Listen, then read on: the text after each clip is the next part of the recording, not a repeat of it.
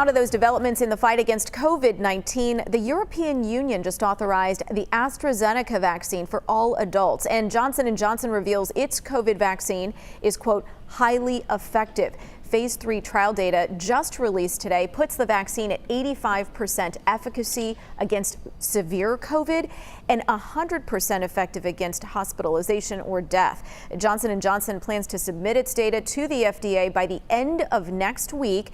And after those hearings, we've seen them twice before, and with then FDA clearance, Americans could be getting this vaccine by the end of February. Now, this is huge because this vaccine is a single dose that doesn't require specialized storage. The vaccine rollout is challenging here in North Texas, and that's putting it generously, I think. So today, Dallas County and city leaders teamed up to get the word out about how you can find the vaccine. So let's get details from Ariel Placencia, who is live. Ariel, tell us what you got this morning.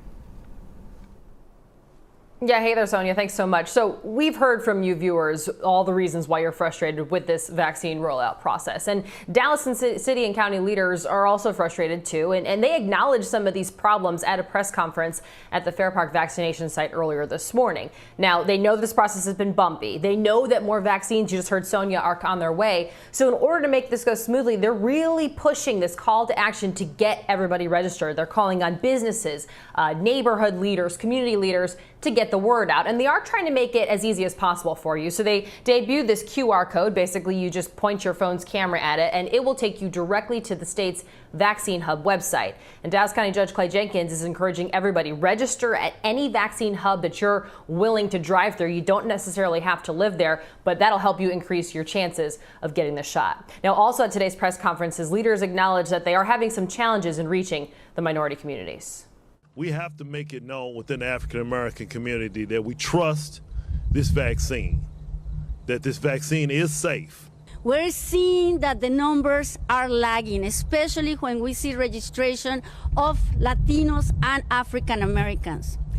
We need to change the formula if we want to get out of this pandemic into a semi-normal way of life.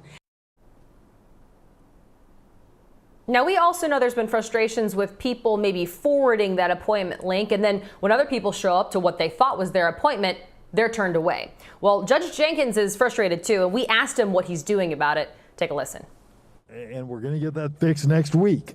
But if you show up without an appointment from the city and the county, not going to get a shot. So again, Judge Jenkins saying that they are working to fix that. They hope to get it all fixed by next week. Now, also, finally, at today's press conference, there was a Dallas City Council member who had a different message than what everybody else was saying, and it's directed at one person in particular. But I have a message for Governor Abbott. We have hundreds of thousands of people registered. We're going to have more hundreds of thousands of people get registered, and we have tens of thousands of doses of the vaccine. The truth is, the city of Dallas, the county of Dallas, is the economic engine of the state of Texas, if not the nation, and we need more vaccines.